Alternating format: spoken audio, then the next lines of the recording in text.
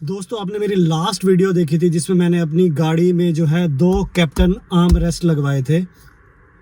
तो ये वीडियो देखने के बाद मैंने ना एक पोस्ट डाली थी कि भाई जो जिन भाइयों ने मेरी वीडियो देखी है और वो प्लान कर रहे हैं अपनी गाड़ी में कैप्टन आर्म रेस्ट लगवाने का, तो मैंने बोला था कि मेरी इस वीडियो की वेट करो, क्योंकि ना सब कुछ स्मूथ नहीं गया था। तो बेसिकली मैं आपको बताना चाहता था कि मैंने क्या क्या हिकअप्स बेसिकली फेस करे, ताकि आप लोग जब ये लगवाने जाएं तो आपको वो फेस ना हो, और क्या ये आपको लगवाना चाहिए भी नहीं लगवाना चाहिए, इसके बारे में भी मैं आज बात करने वाला हूँ। प्लस अगर आप लगवाने जा रहे हैं तो क्या क्या यार वो की चीज़ें हैं जिनका आपको ध्यान रखना है। मतलब जो गलतियां मैंने करी हैं वो गलतियां आप ना करो, एक हम वो उसके बारे में भी बात करेंगे। और इसकी कॉस्टिंग के मतलब कितने प्राइस में ये आपको लगवाना चाहिए। मेरे को ये पड़ा है 7,000 का पेयर, बट क्या ये एक्यूरेट प्राइस है या ये बहुत बढ़िया प्राइस है या ये थोड़ा सा मुझे कॉस्टली पड़ा है, और अगर कॉस्टली पड़ा है तो क्या अल्टरनेटिव्स हैं। बेसिकली ना मैं ओवरऑल आज की वीडियो का एजेंडा यही रखने वाला हूँ कि अगर आप ये लगवाने जा रहे हैं तो आपको एक वेल इन्फॉर्म्ड आप डिसीजन ले पाएंगे और आपको पता रहेगा कि किन किन निटी ग्रिटीज का ध्यान रखना है, ताकि जो एंड रिजल्ट आए वो बहुत ही बढ़िया आए। प्लस मैं क्योंकि एक हफ्ता हो गया मुझे लगाए हुए, तो मैं थोड़ा सा आपको रिव्यू भी दूंगा कि ये ओवरऑल जो है अभी तक इसकी परफॉर्मेंस कैसी है। So hey guys and welcome to the channel, this is Abhishek and you are watching Munda top notch. तो दोस्तों शुरू करते हैं आज की वीडियो को। सबसे पहले बात करते हैं कि इसकी ओवरऑल अभी तक की परफॉर्मेंस। तो यार अभी तक I am more than happy, more than satisfied. मतलब बहुत मज़ा आ रहा है गाड़ी चलाने में। और दो बेसिकली क्योंकि मैंने लगवाए हैं ये आर्म रेस्ट, तो इसके साथ एक तो लुक बहुत बढ़िया आई है, प्लस ना डबल कंफर्ट हो गया। अब मैं डबल कंफर्ट क्यों कह रहा हूँ, वो ये देखो, अभी मैं इसको करता हूँ को ड्राइवर वाले को बंद, और अगर मैं अकेला चला रहा हूँ तो देखो मेरे पास ना मल्टीपल ऑप्शंस हैं। एक तो मैं अपने वाला जो ड्राइवर साइड का ये कैप्टन आर्म रेस्ट है इसको मैं इनेबल करके चला सकता हूँ, और दूसरा देखो ये गियर है, थोड़ा सा मैंने इसे लेफ्ट साइड में टिल्ट रखा हुआ है ताकि गियर और जो इसकी बेसिकली एंगल है वो सेम रहे। तो मैं आराम से ना जब चलाता हूँ तो इजीली गियर चेंज कर सकता हूँ गाड़ी चलाते हुए। ये देखो इजीली, कोई इशू ही नहीं है। हालांकि अभी मैंने सीट काफ़ी आगे करी हुई है, ये मेरी ड्राइविंग पोजीशन है, तो ये देखो ये मेरा हाथ रहता है और कितने में इजीली जो गियर जो है मैं चेंज कर सकता हूँ। प्लस जब मैं चला रहा हूँ और मेरे को गियर चेंज नहीं करने, तो स्टीयरिंग पे मेरा हाथ बिल्कुल नॉर्मल ऐसे रहता है। एक सेकेंड, ये देखो गाड़ी को करते हैं ऑन, ये मैंने कर दिया स्टीयरिंग को बेसिकली ओपन। तो देखो मैं बिल्कुल ना इस कितना स्ट्रेट एंगल है जिसमें मैं बिल्कुल रिलैक्स होकर चला सकता हूँ। तो ये वाला हाथ जो है मेरा रहता है यहाँ पर और ये रहता है यहाँ पर, तो बहुत ही बढ़िया फील देता है। ये है ऑप्शन नंबर 1। अब अगर मैं और दूसरी चीज़, अगेन एक चीज़ तो बताई नहीं, प्लस हैंड ब्रेक यूज़ करने में कोई प्रॉब्लम नहीं है। ये देखो ये चलते हुए ये हैंड ब्रेक में लगा पा रहा हूँ, हटा पा रहा हूँ, ठीक है। प्लस मुझे सीट बेल्ट भी लगानी है, मैं सब आपको करके दिखा रहा हूँ। तो ये देखो बिल्कुल कितना ही ईजी है, जैसे हम नॉर्मल लगाते हैं। मतलब क्योंकि थोड़ा सा मैंने इसे अप भी रखवाया है तो यहाँ पर मेरे पास अच्छा खासा गैप है। तो ये चीज़ें मुझे कोई प्रॉब्लम नहीं है, ना गियर चेंज करने में ना ही हैंड ब्रेक लगाने में। Plus driving comfort next level हो गया है। ये है ऑप्शन नंबर 1। अब ऑप्शन नंबर 2, क्योंकि मैंने 2 लगाए हैं तो उससे फ़ायदा क्या हुआ है कि अगर मेरा ये मन नहीं है और मैं अकेला ड्राइव कर रहा हूँ, मैं सिर्फ अगर ना को ड्राइवर वाले आर्म रेस्ट को ही आगे करता हूँ, ये और भी कंफर्टेबल होता है ड्राइव करते हुए जब मैं ऐसे हाथ रखता हूँ।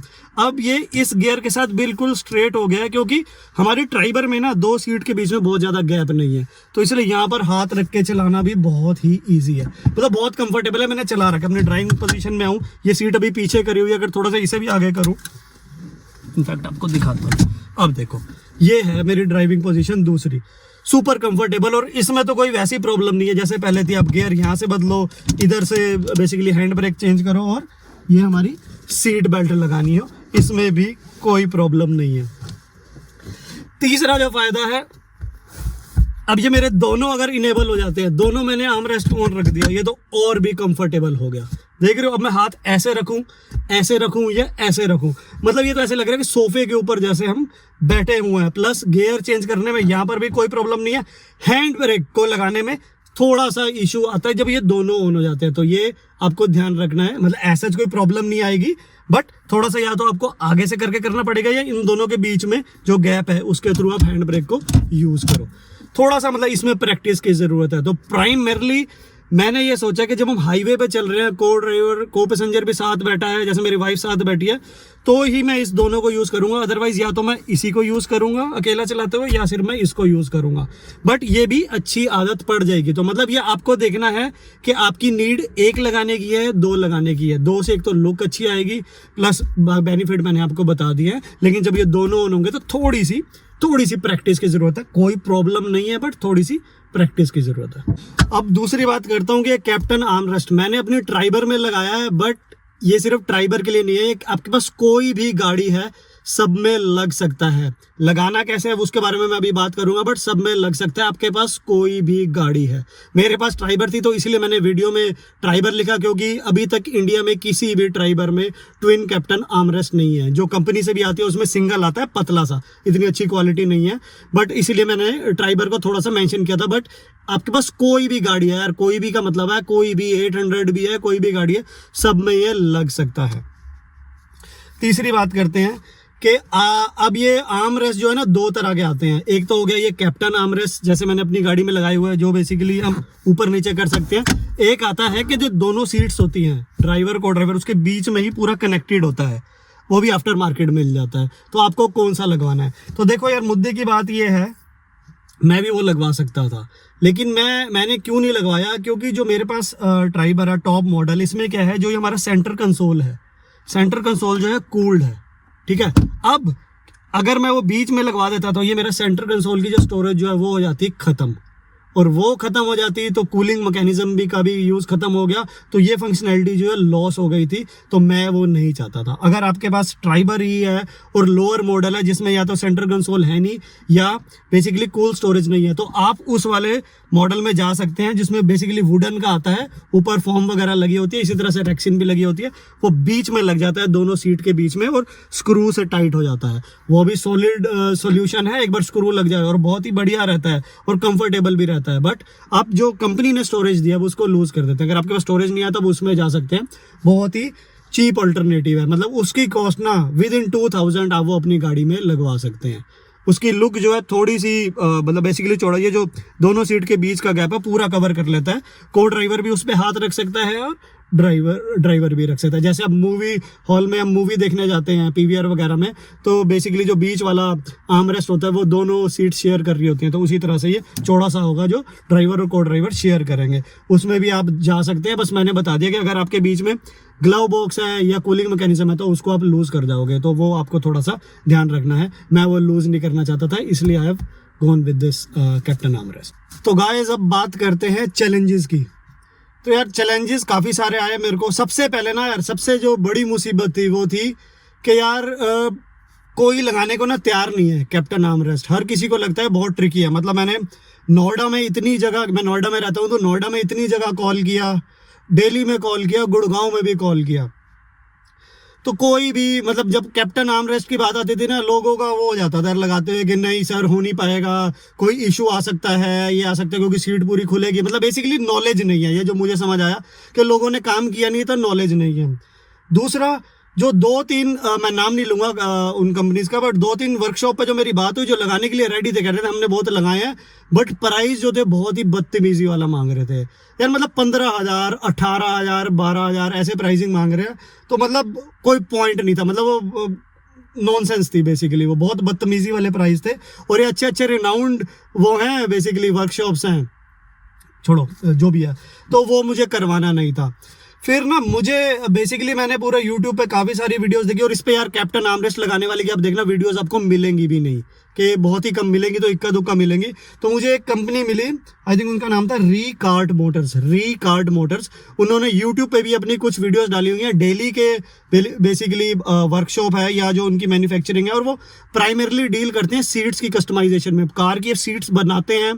कैप्टन आर्मरेस्ट भी उनकी एक ऑप्शन है कि जिसमें वो आपकी गाड़ी में लगाते हैं या कुरियर कर देते हैं। बिल्कुल एग्जैक्टली सिमिलर जैसे मैंने लगाया इसी तरह का, मैंने पूरी वीडियो देखी, एग्जैक्टली सेम लगाते हैं वो।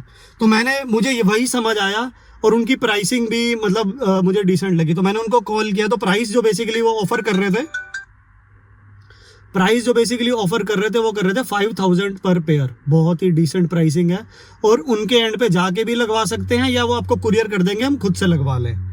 बट मैंने उनको 1-2 बार कॉल किया तो समय वो अवेलेबल नहीं थे, जो उनके ओनर है, मेरी बात हुई तो वो मतलब ना ट्यूनिंग बैठ ही नहीं पाई। मैंने 2 हफ्ते वेट किया बट वो आउट ऑफ स्टेशन थे या क्या था, वो ट्यूनिंग बैठ ही नहीं पाई। और जिस दिन मैंने लगवाया उससे एक दिन पहले भी मेरी बात हुई तो मैंने उन्हें बताया कि मुझे अपनी गाड़ी में लगाना है, तो उन्होंने बोला ठीक है मैं कल कॉल करता हूँ, बट वो कहीं बाहर चले गए। तो मतलब लेकिन मेरे को अब चुलती कि मुझे लगवाना है, क्योंकि ऑलरेडी मैंने 2-3 हफ्ते वेट कर लिया, बट वो ऑप्शन मुझे बहुत मतलब मुझे प्रोफेशनल लगे हैं। तो मैं ये बोलूँगा कि आप एक बार पहले उनको ज़रूर चेक करो, उनको मौका दो, क्योंकि उनको ओवरऑल सेटअप आप उनकी यूट्यूब पर वीडियोस भी देखोगे थोड़ा प्रोफेशनल लगा के सब कुछ वो अपने इन हाउस ही कर रहे हैं, कि बेसिकली सीट को निकालना, फ्रेमिंग करना, इसको वेल्ड करना, लगाना, मतलब एवरीथिंग जो था कि मतलब वो प्रोफेशनल ढंग से लगा और प्राइसिंग भी डिसेंट थी। तो क्योंकि 5,000 की सीट है तो मेरे ख्याल से 1,000 रुपये और लेंगे, तो मोटा मोटा विद इन 7,000 उनकी भी बेसिकली इंस्टॉलेशन विद इंस्टॉलेशन आपको लगेगा। तो मेरे हिसाब से पहला ऑप्शन आपको वही ट्राई करना चाहिए।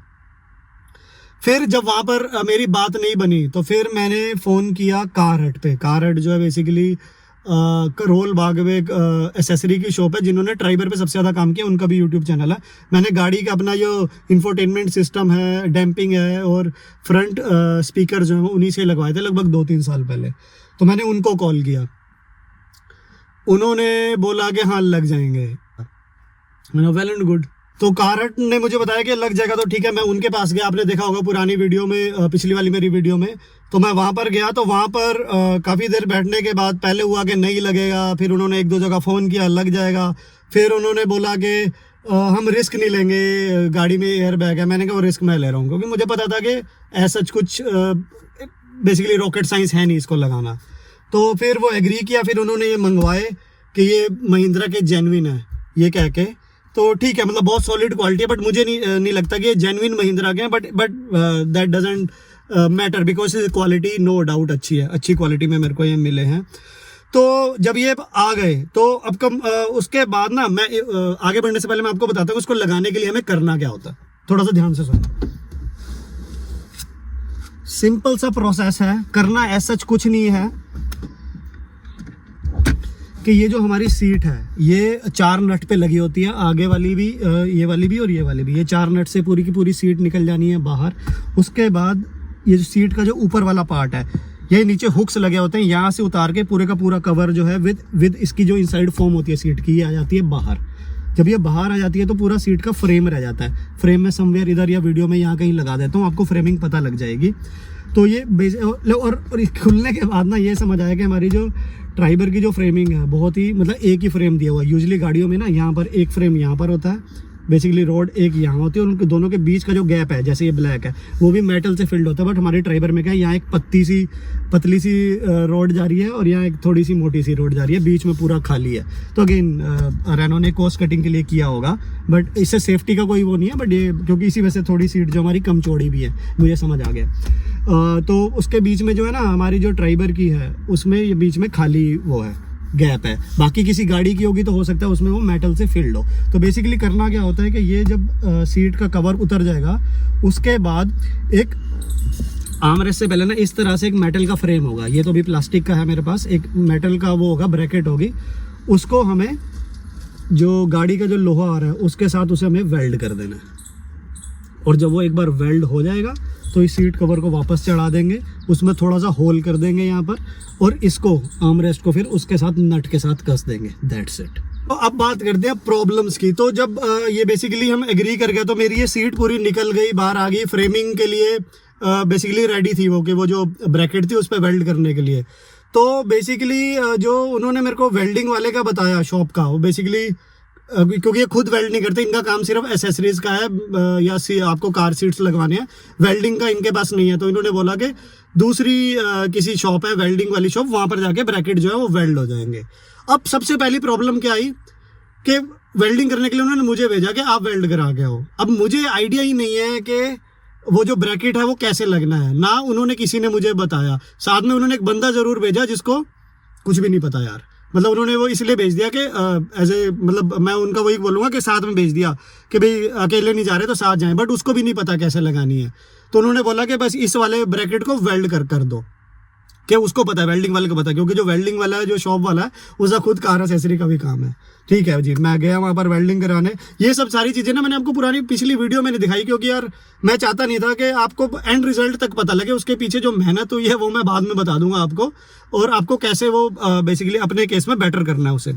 तो वेल्डिंग वाले पे गया, वेल्डिंग वाले ने वेल्ड किया, मैंने वीडियो में दिखाया, आए वापस आए, उन्होंने बोला सब ठीक है। तो उन्होंने जो उनका बेसिकली बंदा है उसने सीट वापस चढ़ा दी, और जब ये आर्म रेस्ट लगाने लगा तो उसने बोला कि जो ब्रैकेट जो है वो उल्टी लगा दी है उसने। अब समझो, दोनों सीट की ब्रैकेट जो है वो रिवर्स में बेसिकली वेल्ड हो गई है। जैसे फॉर एग्जांपल मैं यहाँ से उठाता हूँ कि अगर उसे ऐसे वेल्ड होना था, ऐसे, इस केस में वो वेल्ड हो गई है ऐसे, मतलब ऐसे, मतलब ये ऊपर वाला पार्ट जो है वो नीचे हो गया, इंस्टेड ऑफ ऐसे वो हो गया ऐसे।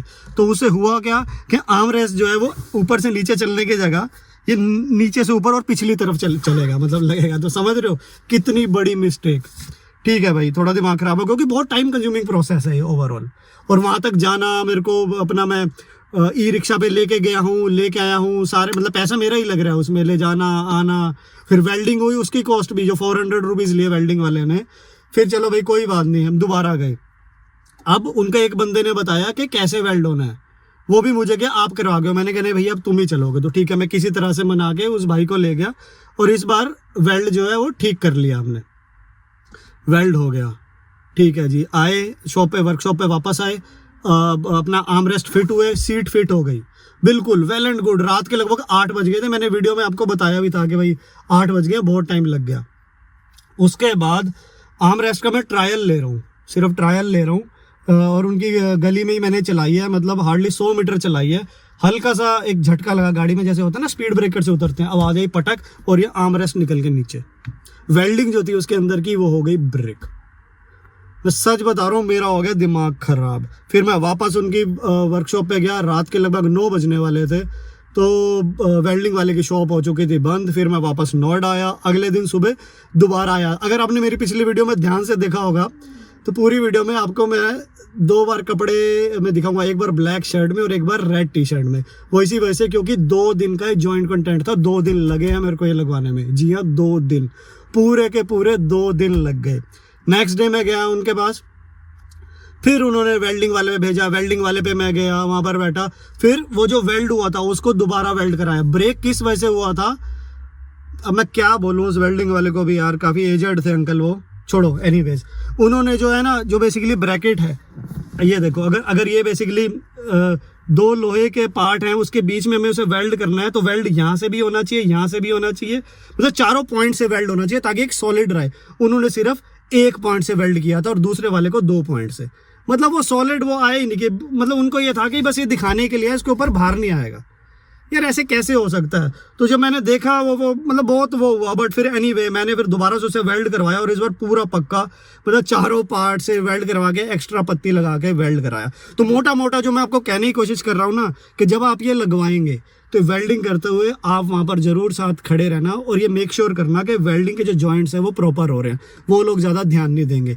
दूसरी चीज़ आपको क्या ध्यान रखनी है, जब वेल्ड हो रही है ना, तो अपने सीट के ऊपर जो नीचे वाला पार्ट है, क्योंकि इस पर कपड़ा लगा हुआ है, मेक श्योर कि आप कोई कपड़ा बिछा दें, क्योंकि वेल्डिंग उन्होंने तो ध्यान ही नहीं दिया। अगर मैं वहाँ ना गया होता ना, मेरी सीट जल गई होती। वो सीधा वेल्ड करने पे लग गए हैं और नीचे पूरी उसकी चिंगारियाँ जा रही हैं। तो मुझे ये बोलना पड़ा कि उसके ऊपर कोई कपड़ा तो रखो, समझ रहे हो? तो इन छोटी छोटी चीज़ों का आप ज़रूर ध्यान देना। मतलब मेरी जगह यार कोई और होता ना, तो सच बता रहा हूँ, उसका लिटरली दिमाग की दही हो गई होती। बट अगेन, क्योंकि ये मेरा प्रोजेक्ट था, मुझे था कि मुझे करना है, और आई न्यू इट के टेक्निकली फिजिबल है, तो इसलिए मुझे था कि बस किसी तरह से ये करवाऊँ। और यार मैं चलो कारहट वालों का भी वो नहीं बोलता, क्योंकि वो भी पहली बार कर रहे थे, तो which is well and good. अब वो नेक्स्ट टाइम जब भी करेंगे कि उनको भी एक अच्छा खासा आइडिया मिल गया होगा मेरे इस प्रोजेक्ट की वजह से, तो अगली बार से नहीं होगा। बट थोड़ा सा मुझे ये लगा कि थोड़ा सा ध्यान देना चाहिए था, क्योंकि एंड ऑफ द डे मैं उनके पास आया हूँ लगवाने के लिए, तो चाहे वेल्डिंग वाला चाहे थर्ड पर्सन है, उसका जो काम हुआ है उस पर एक क्वालिटी चेक होना ज़रूर चाहिए था।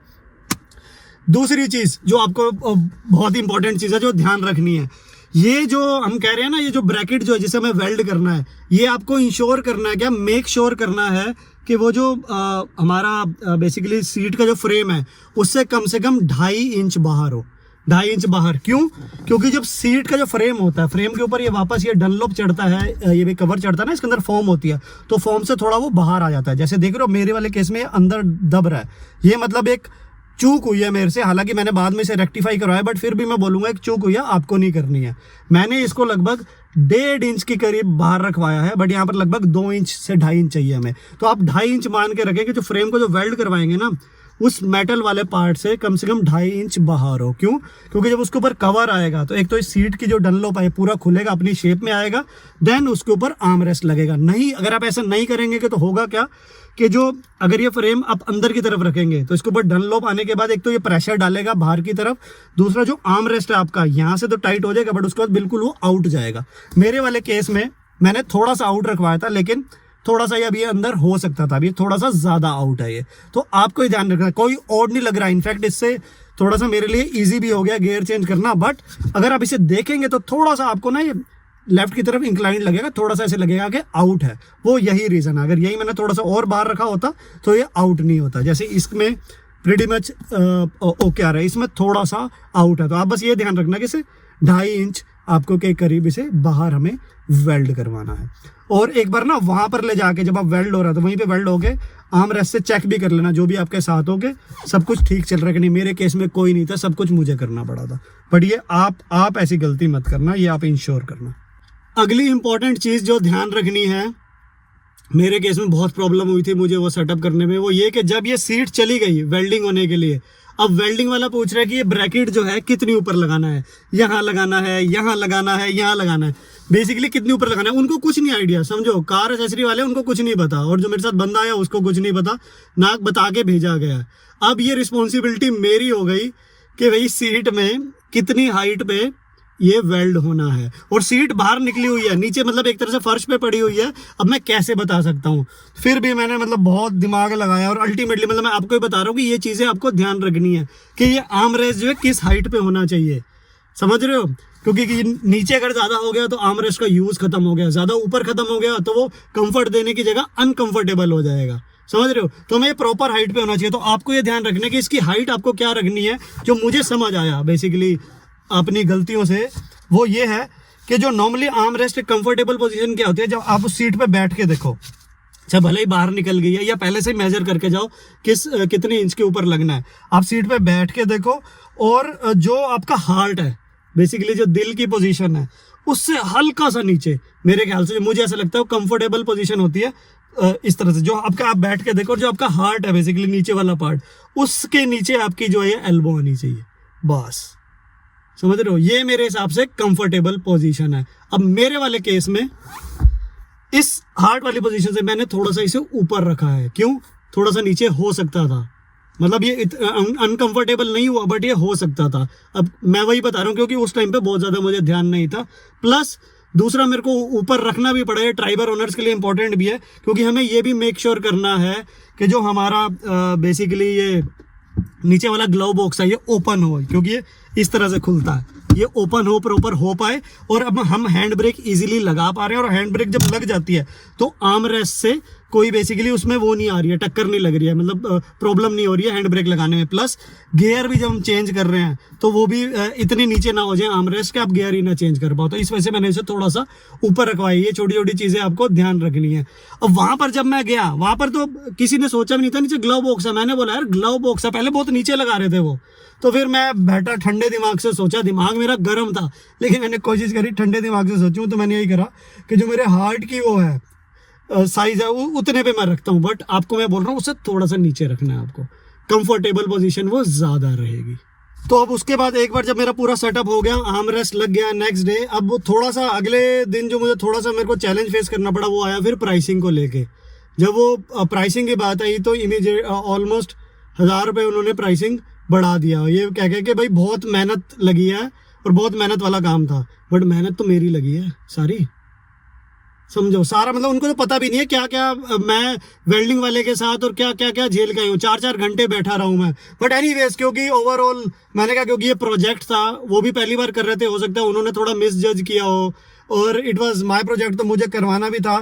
तो जो भी हमारी बात हुई तो मोटा मोटा ना कुल मिला के 7000, इसलिए मैंने आपको बोला कि 7000 के अंडर आपका ये लग जाएगा। ये जो गिन के मैंने 3-4 आपको सीख दिया, बेसिकली नॉलेज दिया, उसको आप यूज़ करना।